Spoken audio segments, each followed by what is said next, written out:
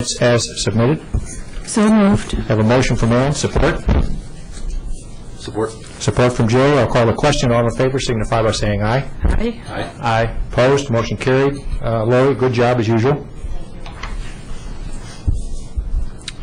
Okay, next item is public comment, an opportunity for citizens to speak to the commission about items not on the agenda. Are there any comments anybody would wish to make? Yes, sir. Please come on up and give us your name and your address and tell us what you'd like us to know. I'm John Land, 29815 East River Road. Today I dropped off 2 letters to the board, or to the Planning Commission, regarding a change to the township codes, and also a letter in regards to a permit for a jet ski hoist. And I was wondering if you received those letters and if we are on the agenda to discuss this. Well, yes, I received those, and I had copies made for each of the commissioners here just a few minutes ago. Okay. This item is not specifically on our agenda. The issues at hand are 2. Basically, there are recommendations coming from Hickory Island Board of Directors about changes they want to see made in the R1F zoning district. R1F zoning district was created specifically for Hickory Island several years ago. It was created primarily because of unique lot size issues that constantly caused the residents down there to have to go to Zoning Board of Appeals for just about anything they wanted to do. And so on that basis, we said that's not really fair, so we created a zoning district, R1F. What's being asked for now, I have not read this in detail to know what it is you're asking for, but the manner in which we process these is that we have a zoning ordinance subcommittee that will meet, and we have a list of items that we look at for potential changes to ordinance. We will add this to the stack, okay, and we'll talk about it, and we'll bring forward a recommendation that you'll hear at one of our future Planning Commission meetings. That's the way it would be handled. Okay, so could we be notified then when that would happen so that we could be present? What I suggest you do is to watch. We publicly announce our meetings and our agenda, and when you see zoning ordinance changes relative to Hickory Island or Okay. zoning ordinance changes in general, I suggest that you come. We do not individually notify people of meeting topics. Okay. As far as the second item is concerned, the second item is the violation issue relative to the jet ski lift, which was approved by this commission probably a year ago. Okay, and subsequent to that, there have been issues with what actually was built, was not in conformance to what was approved by the Planning Commission. Correct. It's my understanding from talking with the township staff that this issue is being addressed by the township manager and the zoning ordinance officer. Okay, I don't know any more details than that. It is on the public record what the Planning Commission approved, and I'm sure that township staff will deal with this in the appropriate fashion. Well, we wanted to bring this to your attention that there was no final date by Tony Gray given to Mr. Pantiak to follow through on compliance. That's why we came back. We don't want this to, I guess, go on and go on and go on. And we're unsure as to what steps the township is going to take, since it doesn't seem like there's any finalization here. It's been June that it was built. The letter went out in August, and it's still ongoing, and it's some very obvious that the what was built is twice as large and supports a boat rather than a jet ski. Okay, well, in terms of roles and responsibilities, the Planning Commission's job is to evaluate and make some decision relative to site plans like this. We did exactly that, and the documentation that shows what we approved is on the public record for certain. Once that decision is made, any further action relative to managing that construction, or whether it's evaluating how it complies, that is a responsibility of township staff, and specifically the two people I mentioned, the zoning ordinance officer and Mr. Ream. If you have an unsettled feeling about where this stands, my suggestion is to set up a meeting with Mr. Ream and Mr. Gray and talk it through. That's the approach I would recommend. The Planning Commission has no say beyond what we've already done. Okay, thank you. You're welcome, sir. Any other questions or comments? Yes, sir. Please come on up and give us your name and your address, and we'd like to hear what you have to say. My name is Ron Konchalski, 29719 East River Road, Hickory Island. And I would like to follow up on the request made by John. And when the R1F rezoning was applied, we worked with Ann and the subcommittee. We had several meetings to draft what was finally approved. Can we not do this in this instance also?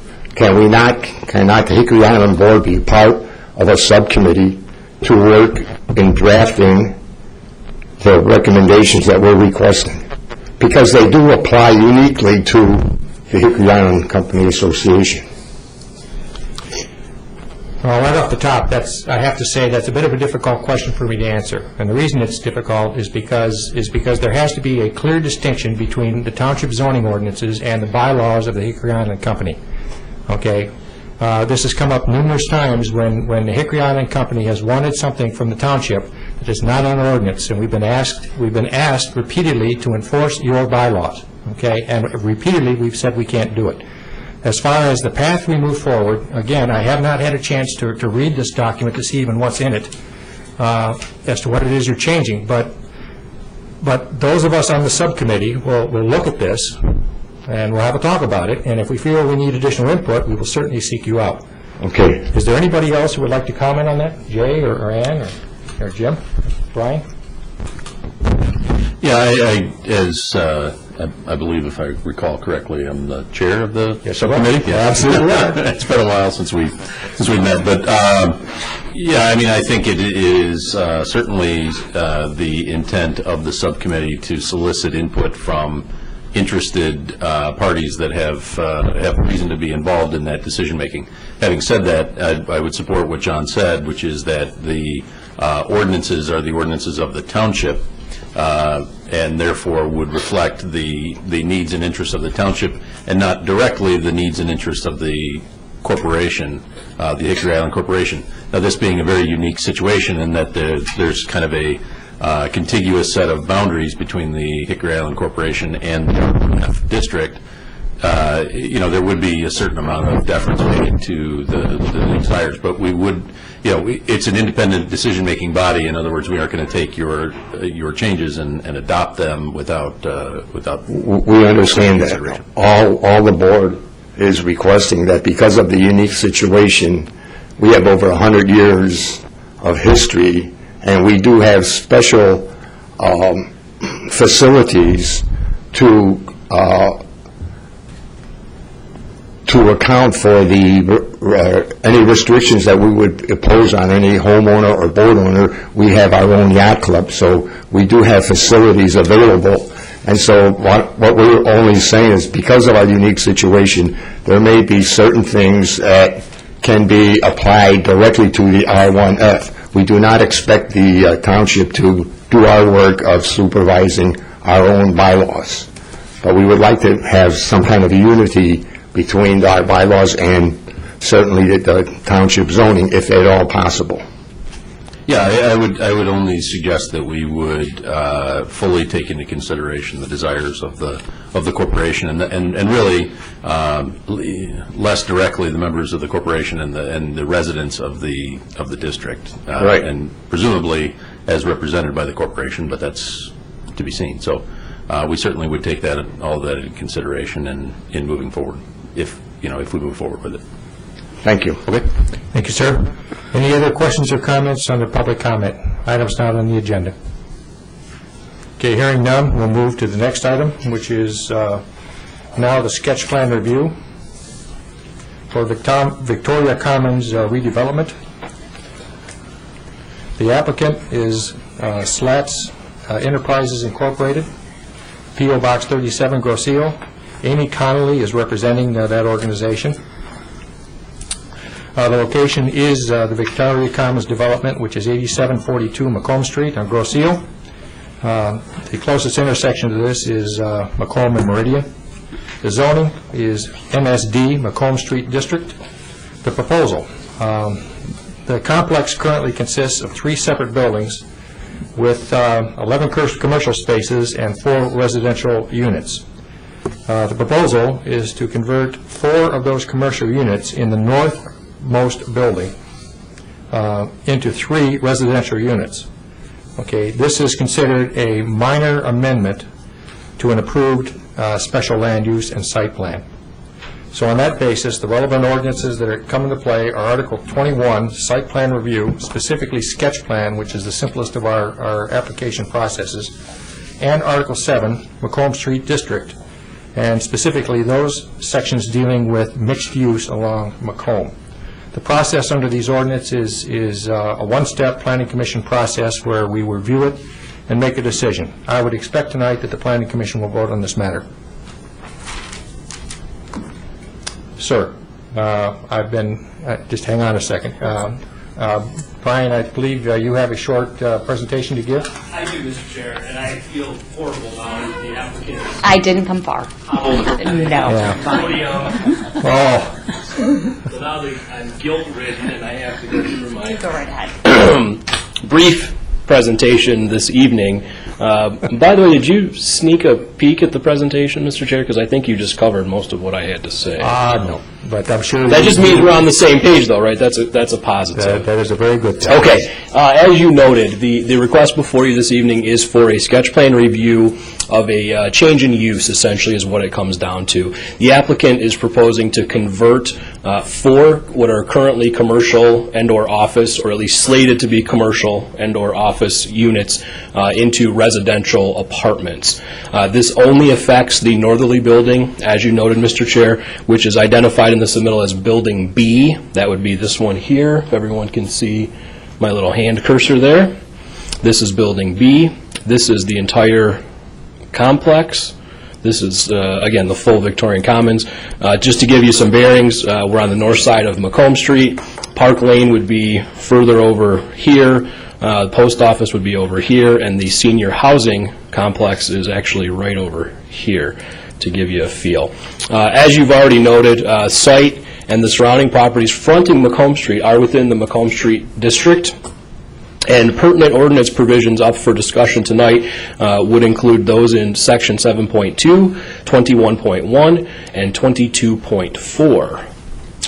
More specifically, again, reiterating what the chairman has already stated, but multiple family dwelling units on the same property as non-residential uses is an allowed use within the Macomb Street district.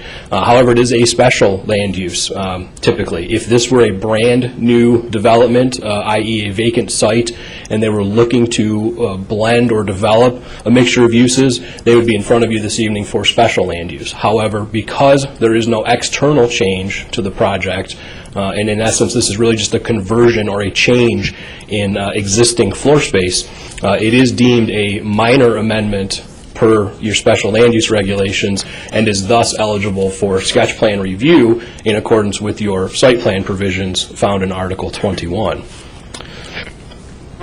This next slide is just a quick look at the site plan. The existing and proposed look a whole lot alike because they are. There are no external changes, so in essence what you see out there is what you're going to see out there if this request is approved. The change is entirely internal within this northerly building here. Development-wide, again, sort of a redundant statement at this point, but there are 3 buildings. There are currently 15 tenant spaces, 4 of which are currently residential. As a result of the proposal this evening, we would get a 50-50 split in terms of commercial office versus multiple family, thus being 7 commercial and 7 residences.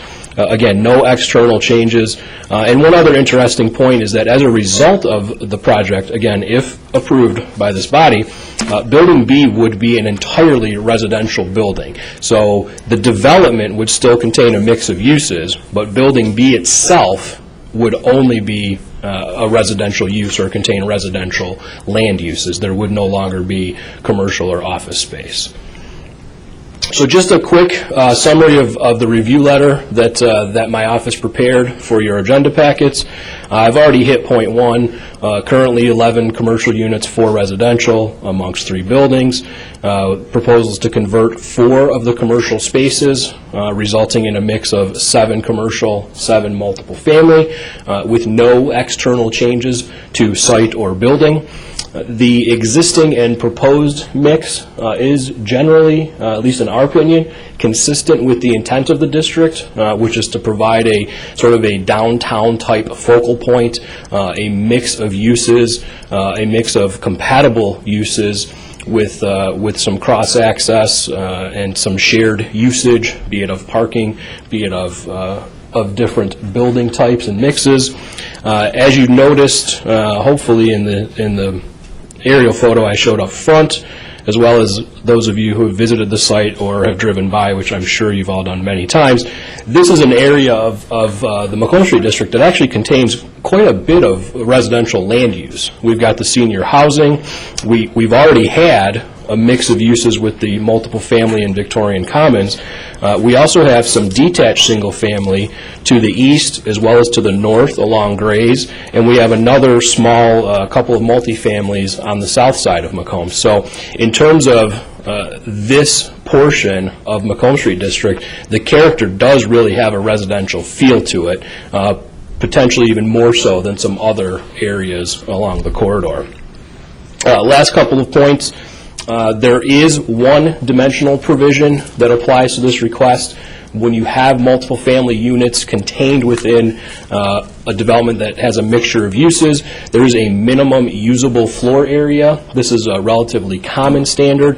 That is the only item that applies to this request from that standpoint, and all 4 of the proposed units do comply with the minimum usable floor area. It's a 900 square foot minimum usable, and I believe each of the units ends up over 1,000 square feet each. So we don't have any issues there. The other typical site plan review standards would include parking. Obviously, when we have a change in use, parking is an important consideration. In this particular instance, because the change in use is from a more intense to a less intense use, the parking requirement actually goes down.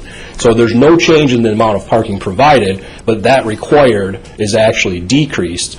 There's also a note in my letter that usually when you provide this mix of uses, not only do you see a decrease in the amount required, but you also see a decrease in the general demand. There's a shared usage or a different peak hour that's at play, where during a typical weekday, a resident is leaving to go to their job in the morning while the office workers are coming to arrive at their job, and then you have just the opposite effect in the evening. So in essence, you don't really need one space for the resident and one space for the office worker.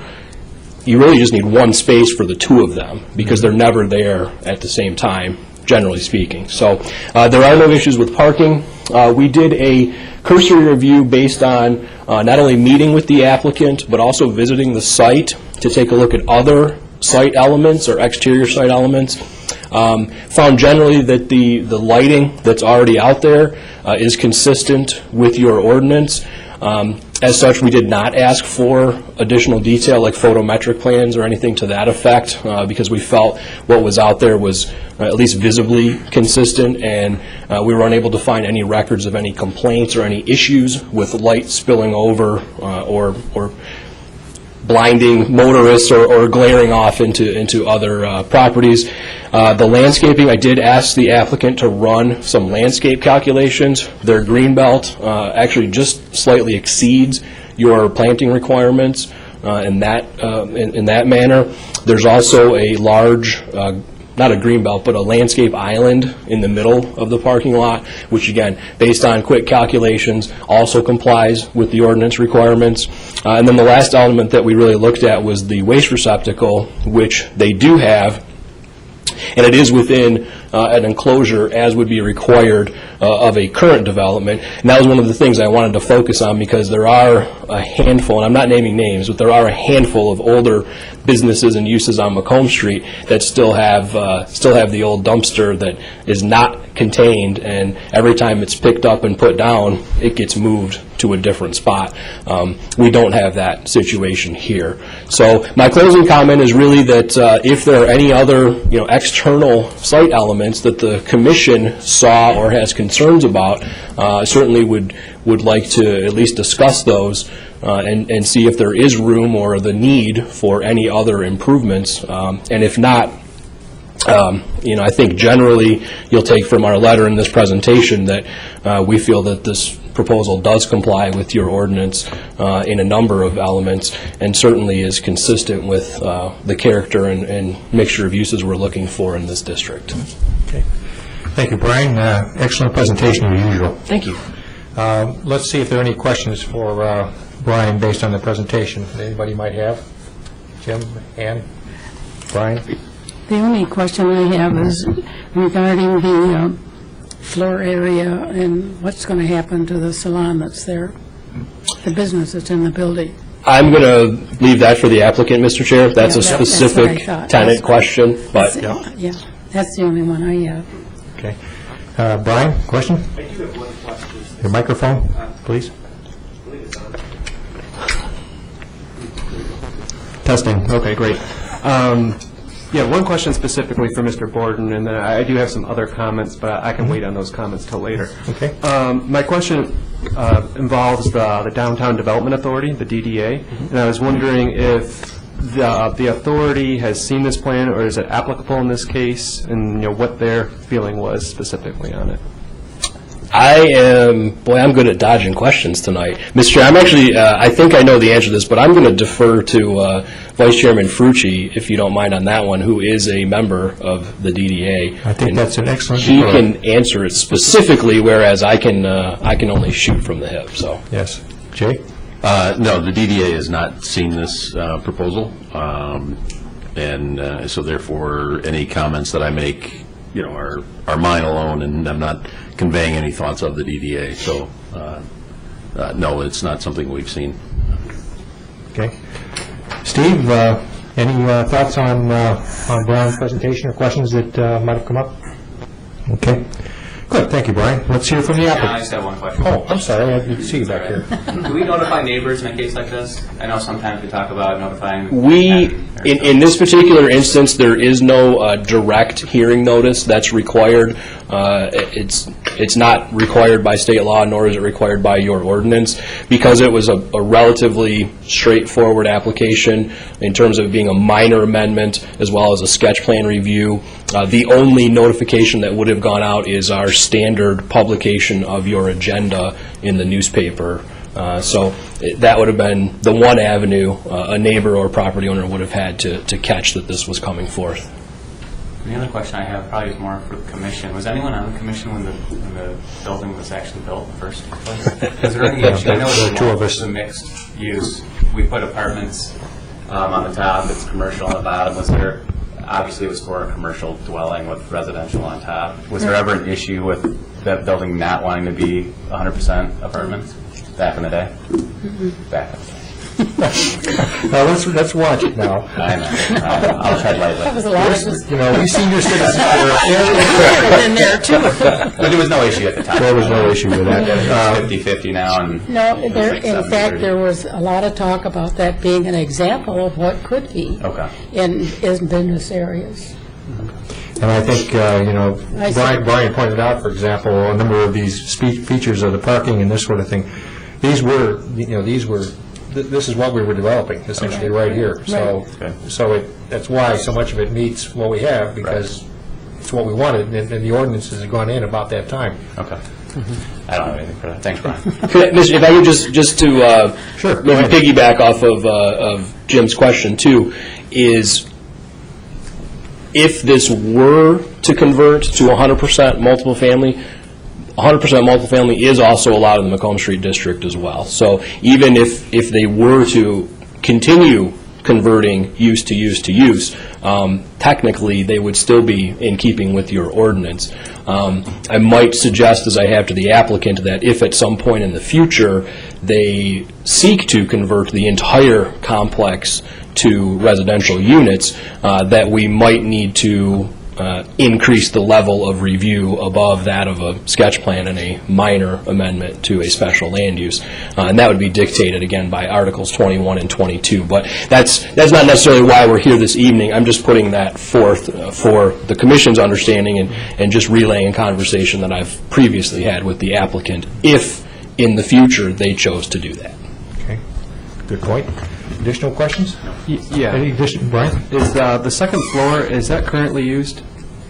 I believe there is at least one residence on the second floor. That may be another one that I'm going to defer to the applicant, let her confirm the exact layout of that building. And we're going to hear from the applicant here momentarily. Additional questions for Brian? Okay, thank you, Brian. Again, good job. Ms. Conley, welcome to the Planning Commission. Thank you. Would you help us by talking about your project a little bit, and what you're trying to do, and why, and when, and how, and all that good stuff? Absolutely. I think Brian did a really good job of pretty much laying out our thoughts so far. We have several properties on Macomb Street that are primarily commercial. I think most of the residents on the island know that commercially we're just saturated with vacancies. It has become a problem. We also have quite a demand for residential. On Groseal, but specifically on Macomb Street, we actually have a short waiting list of people for our units on Macomb Street specifically. What we would like to do is start with the end unit, which is currently vacant. There's nothing there at this time, and we wanted to go ahead and start there and convert that into an upscale 2-bedroom apartment. From there, we would like to move over to the other occupied units. Great question about our current occupants.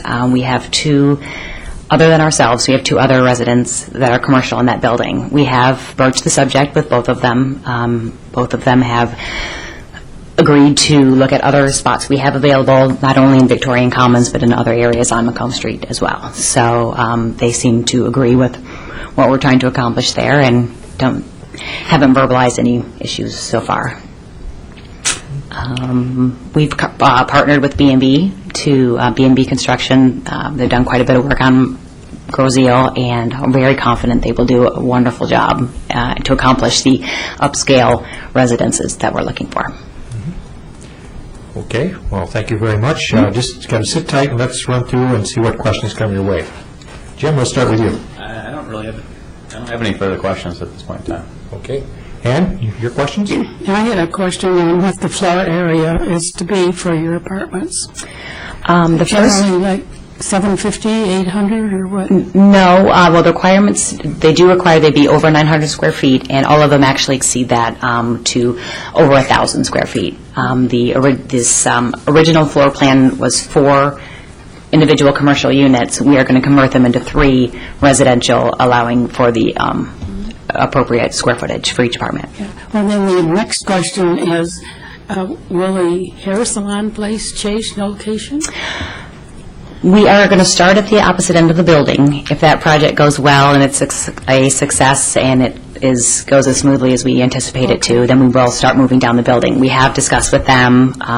We also anticipate by the time we get to that end of the building, we will have other vacancies in that complex. So we have offered to move them to another location in Victorian Commons, and they haven't expressed any concerns and seem to be on board with the project. Yeah, okay. That's my primary concern. Thank you, Ann. Jay? Yeah, as was established earlier, I'm on the DDA, so I'd say again, it's only my own thoughts, but I can tell you that this is certainly consistent with the sort of thing that we would support. I mean, I can't speak to this one specifically for the DDA, but, I mean, with the caveat being that we don't close a couple of existing businesses that are operating on Macomb Street. As you indicated, we're struggling in that area. So if we can find them another suitable place, and the DDA would be happy to work with them to do that if you're struggling in that area. Although I understand you have plenty of properties that you can make up available for them. But I mean, we would like to see more occupants on Macomb Street to make use of the businesses that are there. So Absolutely. It's a positive development, I think. I did have one single question, though, and that is, in the sketch plan, it indicates an existing apartment on the first floor? Correct. Is there currently an existing There residential is. apartment on the first floor? There is a one-bedroom apartment on the back side of the building, and then the 4 commercial up front. Okay. And there's also 3 apartments upstairs, and all are currently occupied. Okay. That would have been my only follow-up question. Okay. So I'll express my full support for this. Thank you. Thank you, Jay. Brian? Thank you. I understand that you have the need to change with the times and you adjust to market demand, and I think it makes sense to move towards residential. I think that can help provide us options, here on Grosse Ile, so people can have options from cradle to their golden years, so they can, age in place. I think it could possibly help out with our schools, as well as, it could help out the downtown, and, it's promoting mixed use, so I'm in support of that.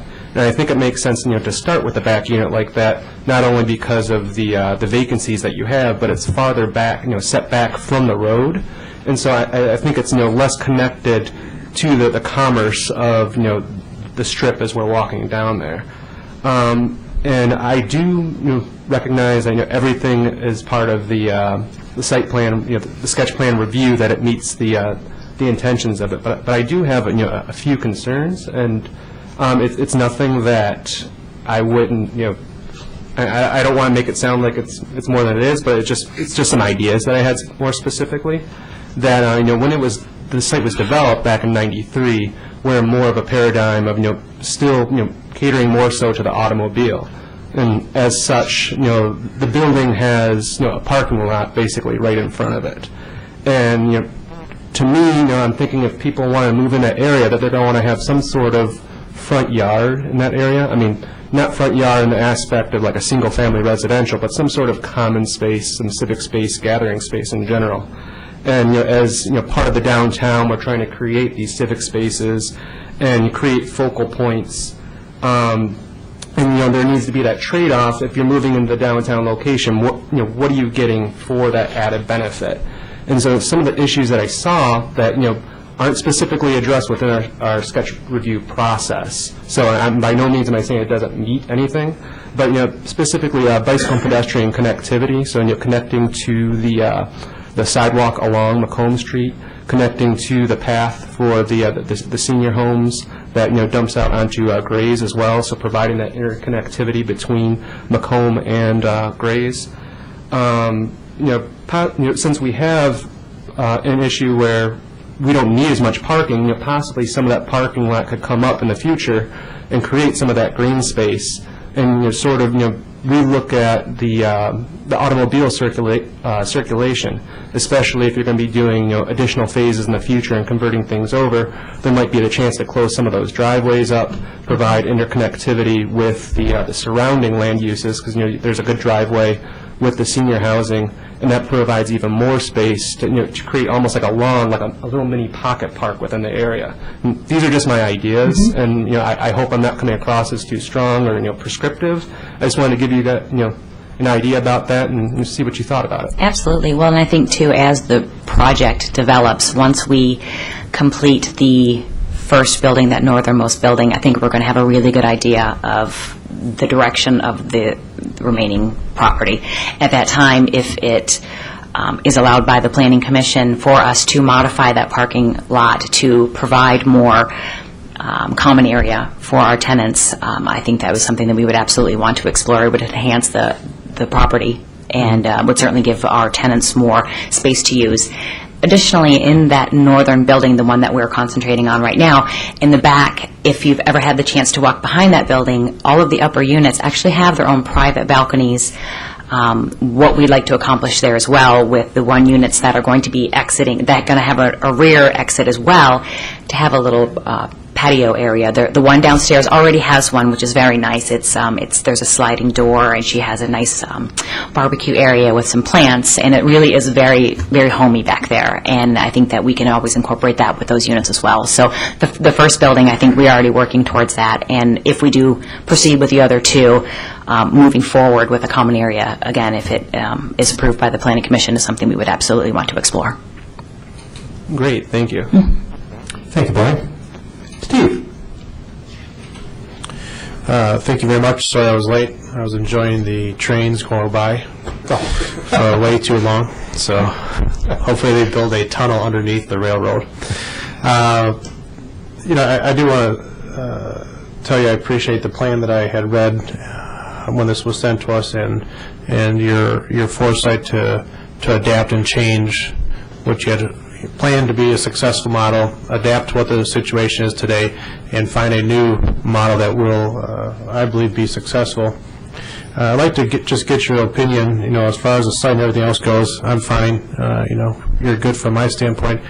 What are you looking to do to help ensure that maybe some of the constraints that people have nowadays, that you can get the right person to rent for you, that's going to commit to a year or two, that's not going to forego rent 3 months down the road and put you in a bad bind of now you have vacancy of this kind of property? And Right. It's a very good question. We've actually been in property management for almost 23 years now, so that's a problem that we've always faced, and certainly as times change, so does each challenge with each property. This particular property, we really are focusing more on a very high-end property that is geared more towards possibly the baby boomers, the empty nesters, the ones who perhaps don't want to have the big home on Grosse-Ile anymore, and they want to spend half the year in Florida, and but they still want to have a home here. That's why we've partnered with B&B, is because they do nothing but excellent work, and we think that by raising the bar of our caliber of product, we're going to then attract a different type of a tenant. So in doing so and building it right, I think that we're going to have no problems keeping them full, and again, satisfying a demand that isn't currently being met. well, I tell you, I have 6 kids, and just for some peace and quiet, I may rent one myself. We already have a waiting list, so we'll take your information. For the whole family. So, but no, good job. Is this part of your team? Yes, this is Rick Frizzell. He is the owner of our company, my father, and this is Matt Smith. He is the representative. I'm her driver. Oh, the driver. He is my driver today. Yes. And then Matt Smith, he's with B&B here too to answer any questions that possibly would come up. Sure. How long do you think this construction will take? The initial. Come on up and give us your name and address. I'm Matthew Smith with B&B. I actually am not a resident of Grosse-Ile. I live in Allen Park. And the original, the initial project, Unit 1, which is a 1,000 square foot unit, we would, after permitting and drawings, we would begin construction on, so possibly the earlier part of next year. And that unit actually has been vacant since the building was built in '93 and never has been completely built out. From there, Unit 2 and 3 are more so contingent on shifting around the current tenants, one being the salon and the other being the elder care. And those would be following that one over the course of probably the next year and a half or so. Thank you. Thank you, Steve. Well, I second the comments that commissioners have made. It's painful to go by and see the empty buildings. It really is. And the fact that you can turn them into something where they'll be used, you'll see people there, this is a good thing. And like Jay said, the fact that the buildings, the businesses that are there get concentrated somewhere else, with other businesses that are active, that's good. That helps everybody. And so I fully support this. Thank you. Okay, if there are no other comments, I would entertain a motion, please, regarding this application. I move I move that we approve it as submitted. Okay, we have a motion from Jay to approve as submitted. Is there support? Support. We have support from Ann. Is there discussion? Hearing none, I'll call the question. All in favor signify by saying aye. Aye. Opposed? Motion carried. Very good. And the Planning Commission wishes you the best of luck as you move forward. Thank you. Thank you. Okay, let's move to the next item, which is the annual election of officers. I'll give a brief summary first, and then we'll vote accordingly. The Planning Commission has 3 officers, a chair, a vice chair, and a secretary. The election and terms of office are regulated by the zoning ordinance and by our Planning Commission bylaws. Specifically, Section 24.3B of the zoning ordinance relative to the Planning Commission and its operations reads as follows. Quote, "The Planning Commission shall elect a chair, a vice chair, and secretary. The terms of office shall be 1 year and shall expire June 1st. Officers may not hold other publicly elected office on gross deal," unquote. The June 1st date is relevant here because we have the election immediately after the annual meeting. Well, we didn't meet. So this is the first meeting we've had after this deadline, so that's why we're taking this up now. The other stipulation comes from the bylaws about the election, and that is that officers are elected by voice vote. Okay, I propose that we handle the elections in this order: the chair first, the vice chair second, the secretary third. I will describe the position duties. I will entertain motions, and followed by discussion, and we'll take a vote on each position one at a time. If there's more than one candidate, then I will ask for a roll call vote. And I will then ask afterwards for a motion of unanimous support for whoever is the individual elected. Before I proceed, any questions or comments or concerns about this process, particularly from the new folks? No? You guys okay with this? Okay. All right, then I'll move first to the position of the chair. The chair facilitates meetings. He sets the agenda. Provides procedural guidance to applicants in conceptual review meetings per Article 21 standards. The chair provides direction to the staff on planning issues, so we kind of stay grounded together. And the vice chair basically substitutes for the chair in all those functions and performs those duties as well. The secretary validates our minutes that are prepared by staff, and she provides our legal signature for township records. So those are the positions, and those are the duties.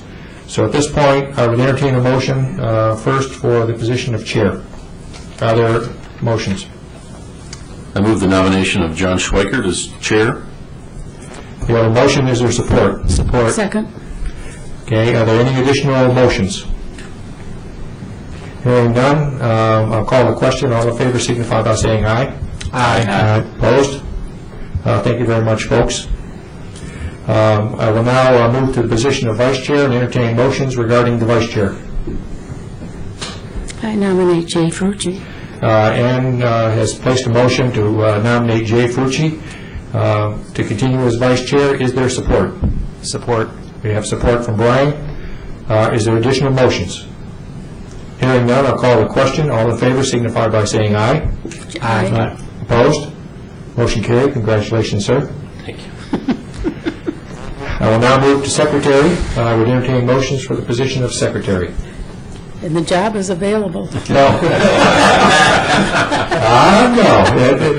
It is not time for discussion yet. You can't say that. Okay. I didn't say that. Nominate Ann Jaworowski. Okay, we have a motion to nominate Ann to continue as secretary. Is there support? I'll support. We have support from Brian. Okay, additional nominations? Hearing none, I'll call the question. All those in favor, please signify by saying aye. Aye. Opposed? Motion carried. Congratulations. And thank you, everybody. And I just want to say I really appreciate having Ann on my left and Jay on my right. It really Gives you support. I really appreciate the support and your contributions. So thank you very much. You're very welcome. Thank you for everything you do. Absolutely. Okay, let's move now to the chair's report, and there are several items on there. You have in front of you the budget. And this is kind of good news and bad news on the budget. The line item that we're concerned with on the second page is consultant zoning ordinance. It's the second one up from the bottom, and it's the one that we had the discussion on about 6 or 8 months ago, and we said $5,000 was what we wanted.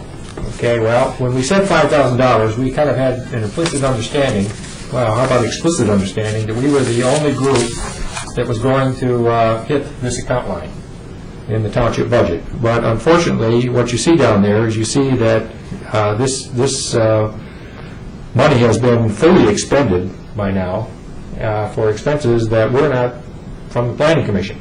Okay, for reasons that I don't understand, it appears that other groups within the township and the department, community development department, use this account line, and so the dollars, okay, don't represent the activity levels that we specifically said that we were going to do. Remember, we said we were going to back off on making radical or numerous ordinance changes in order to lighten the financial load in the township. Okay, and we've done that. Okay, but yet you look at the expenses and you see that the expenses are in fact over $5,000 and the year's only half over. So I can't, and I can't even reconcile this, because if you look at the first page, you see the expenses that hit the account line, and these added up don't line up to anything that I can come up with on that in that particular grouping. So at this point, what I have to say is I know for a fact that money is being very tightly managed within community development. Okay, I know that because that's the way the township operates. People are looking at this every day.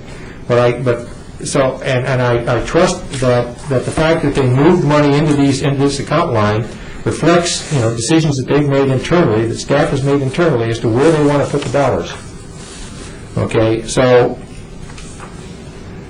I guess the bottom line is on this, beyond being informational, okay, the Planning Commission really can't be held accountable for account lines that we don't control all the expenses into. And I just want everybody to kind of get their arms around this, because this was a surprise to me here tonight as well.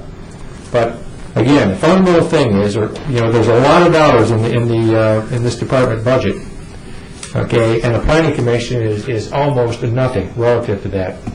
And I fully trust the staff to is managing the money correctly. So it's not a matter that it's been wasted or otherwise misused. It's just simply been allocated differently than what was originally planned when we set out a budget number back in October? I forget. January? Somewhere in there. So that's kind of all I have to say about that. I don't know that I can take any questions, but I'll try. Anybody have any comments or questions? I do. Steve. So I guess two things.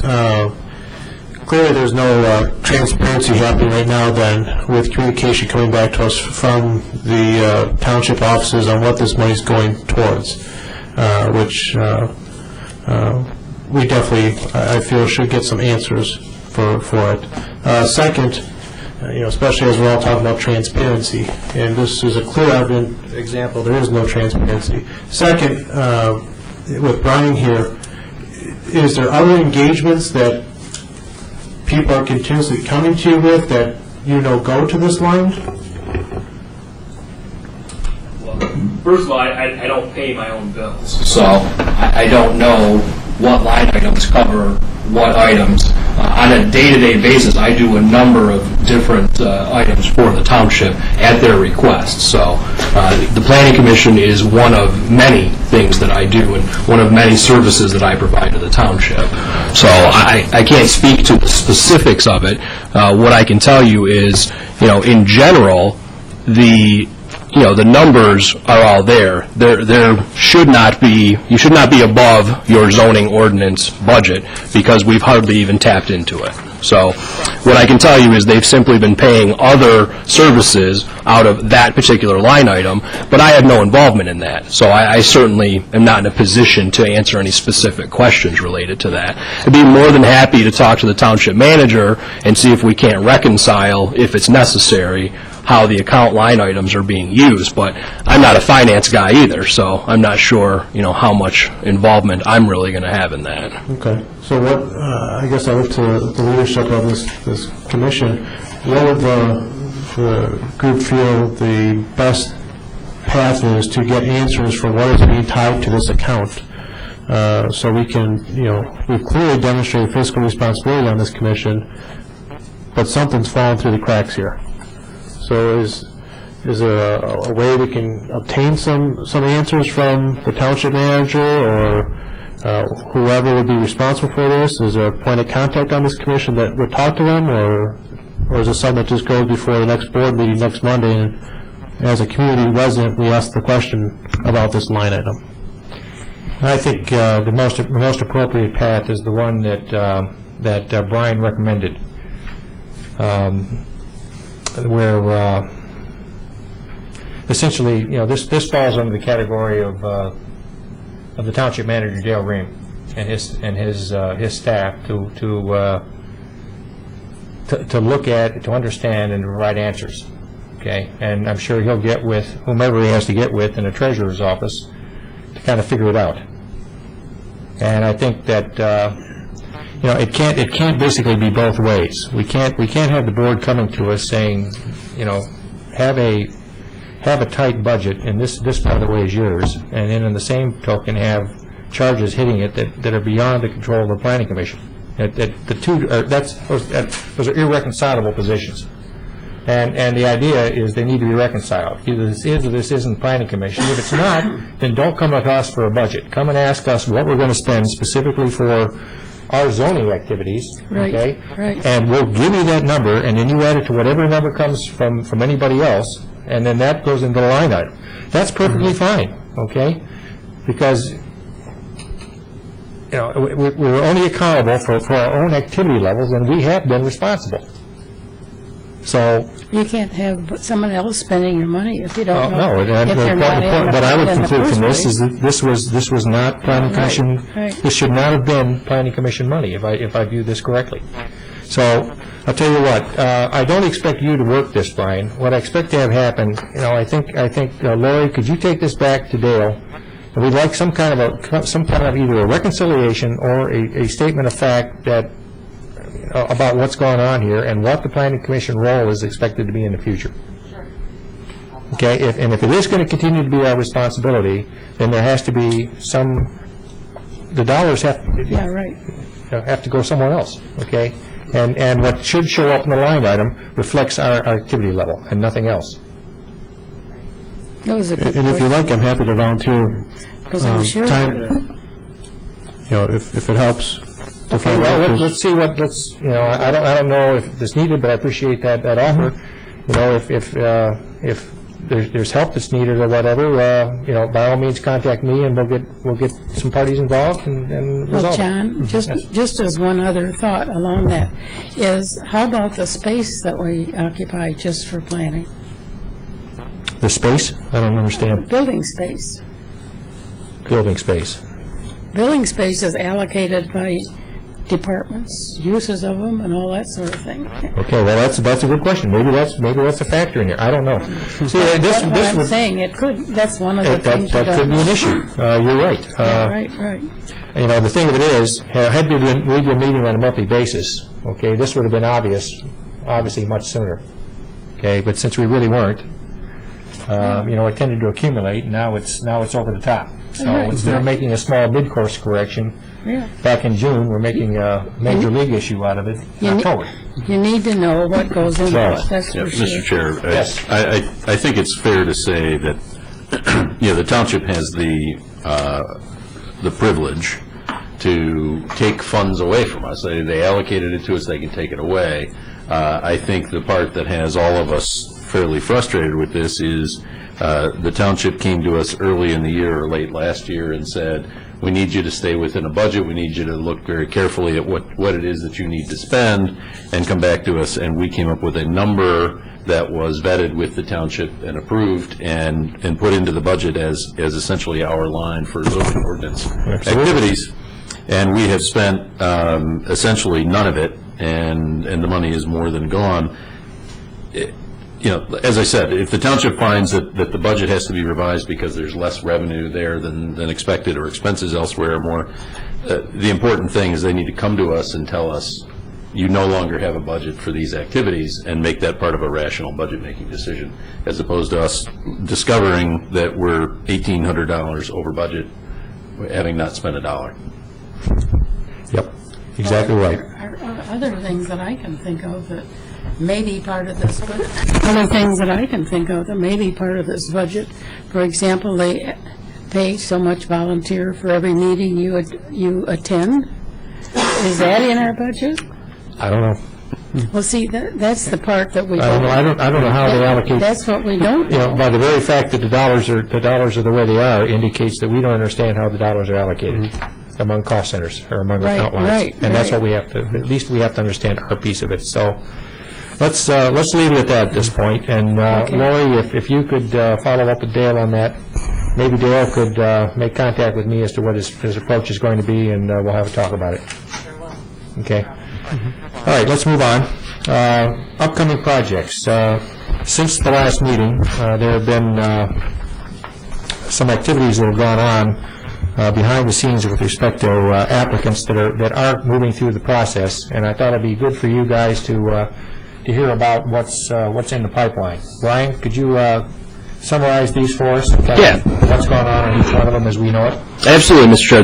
There currently are 3 items, 2 of which I think will be moving in relatively short order, the third of which I've not heard an update on in quite some time. But the first project is one that I anticipate you'll see at your next meeting, whenever we schedule that for, and that is the old Rosetta Braden site on Macomb Street. The 2 dark brown, kind of nondescript, low-rise buildings.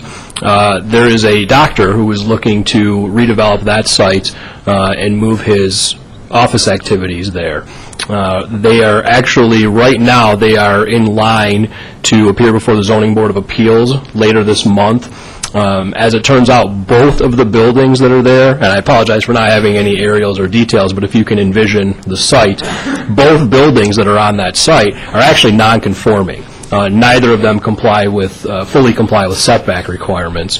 At this juncture, the proposal, at least what's going forward to ZBA and what I think you'll see in a month or two, is to demolish one of the buildings and then rehab and expand the other building to accommodate the doctor's office and potentially another tenant. So a decent-sized project.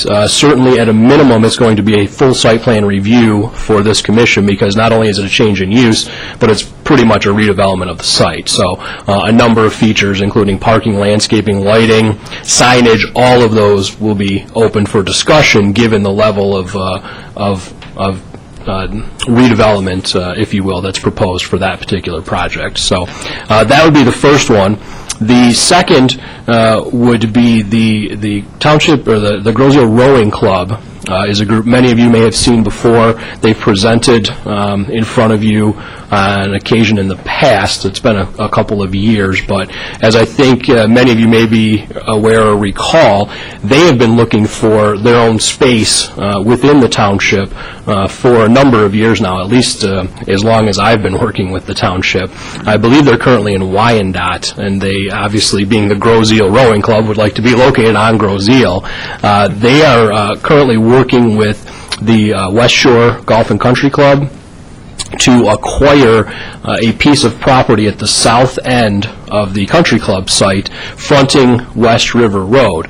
Ultimately, what that means for Planning Commission will be first and foremost a land division request that would come before you, and then secondarily would be more than likely a special land use request and also the site plan review for the development of the site if, in fact, the lot split goes through.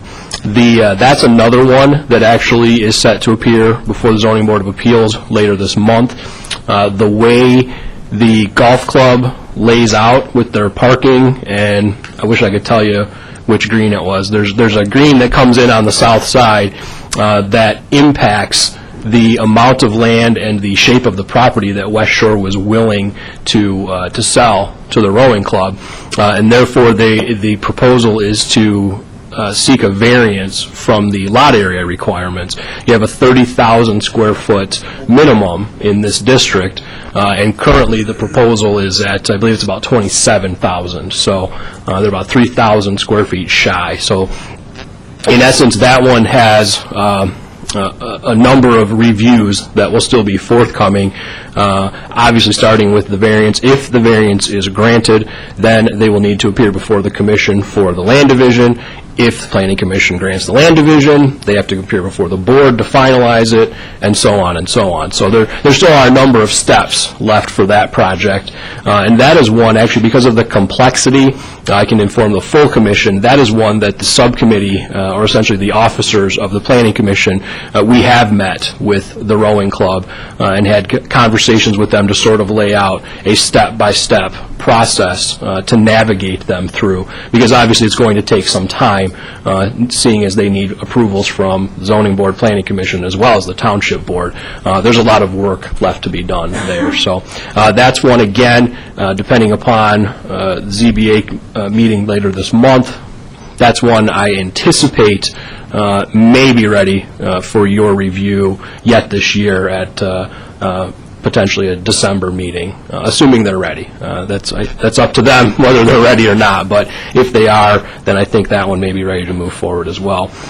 And then the last project I mentioned at the outset is one that I've not heard an update on in some time, but John and I received some different communications on this, and it's something that could at some point in the future be coming in front of the Planning Commission, and that is the I can't think of exactly the right word. Rehabilitation is the best word I can come up with, but the bringing back into commission, if you will, the lighthouse on the river over off of Lighthouse Point.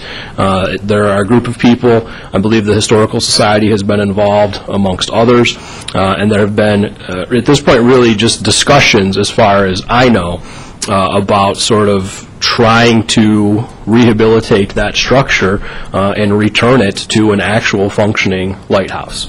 I don't really have any more details than that at this point. It's sort of been off the radar for the past couple of months, but it is something John and I talked about, and we wanted you all to be aware of it should a project arise and come forward. It is something that at some point in time you would certainly be looking at. Very good, Brian, thank you very much. Anybody have any questions or comments on any of those that you heard? Yes, we were given Ann? some ordinances, and there's no passing date. Are we just updating on these? There's one on the roads and driveways. Where did you see that? Was that?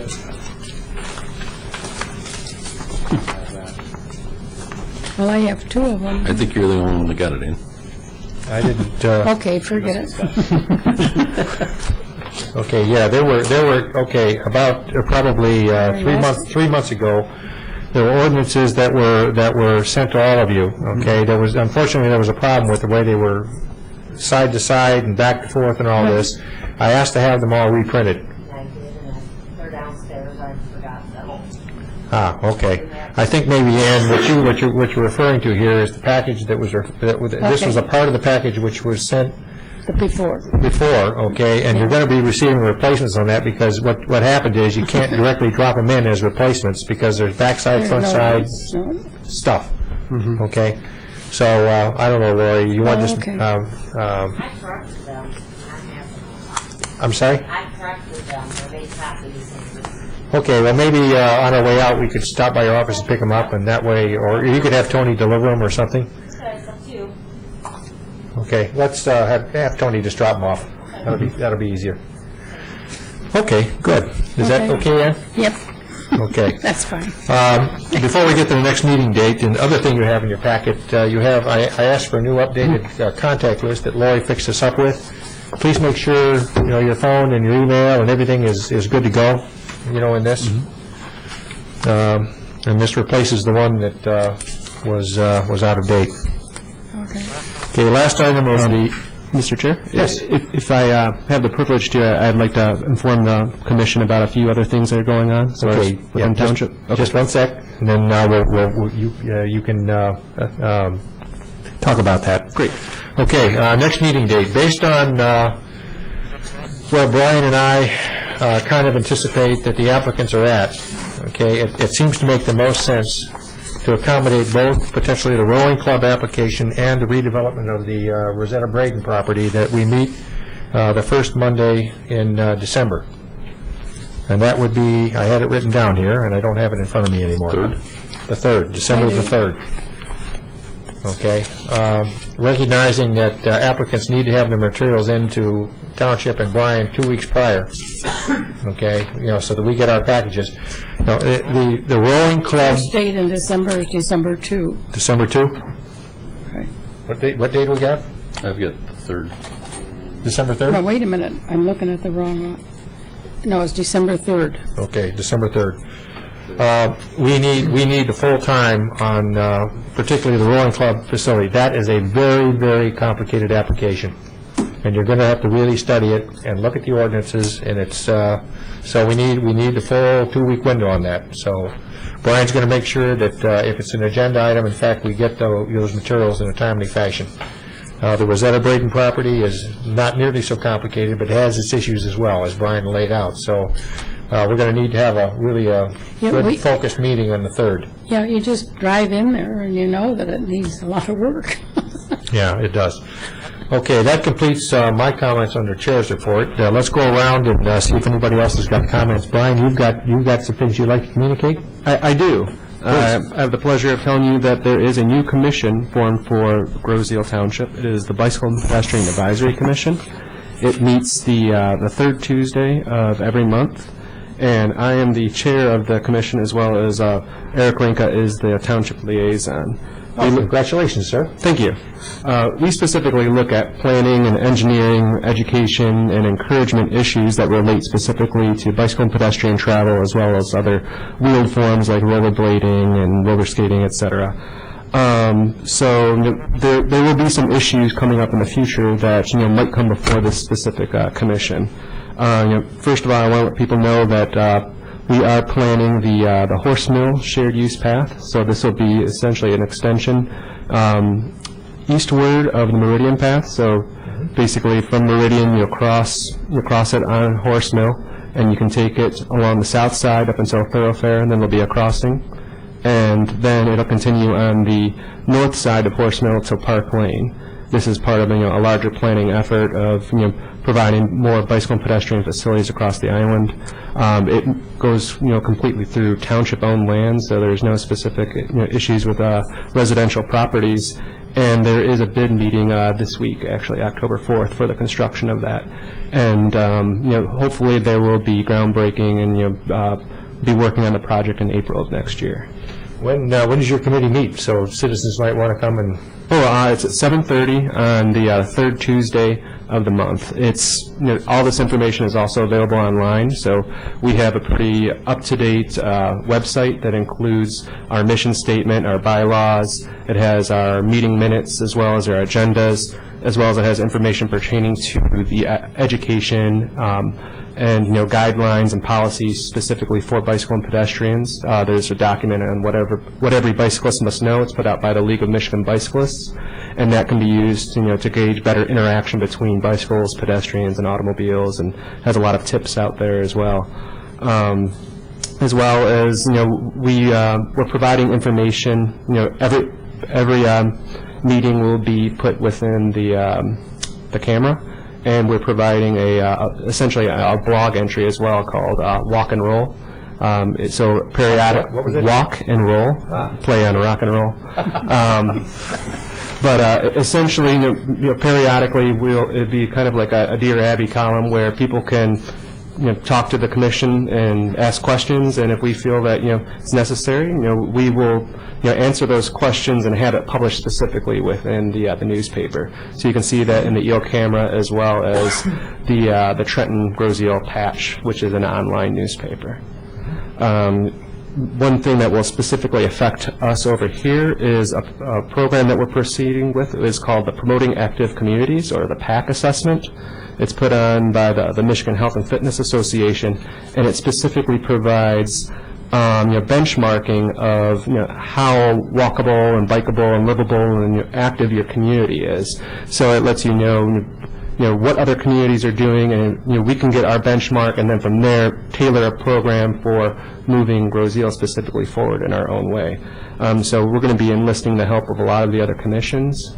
We're not by no means taking away planning from the Planning Commission, but we want to make sure that we're a part of it. So eventually, what we plan on doing is creating a non-motorized plan. So it will have a map as well as future planning efforts for all bicycle and pedestrian infrastructure, as well as including things about safe routes to school and providing more education and encouragement opportunities. And there might be a few zoning ordinance issues. I'd like to get some sort of a bike parking ordinance in place. So I know it's a mouthful out here, and we want to go home, but I'm excited about it and want to let the rest of you guys know. Sounds highly energetic. That's great. This is good. Thanks. So congratulations on your assignment. And again, what was it, 7:30 on the 7:30 on the third Tuesday of the month. I'm sure if citizens are listening out there that might want to come and sit in and participate with the committee, I'm sure you would welcome. Yeah, we'd love to have them. Okay, very good. Outstanding. Okay, other comments or thoughts? Okay, on that note, then I would entertain a motion to adjourn. So moved. Motion from Jay, support? Support. Support from Brian. I'll call the question. All in favor signify by saying aye. Aye. Motion carried. Meeting adjourned. Thank you very much.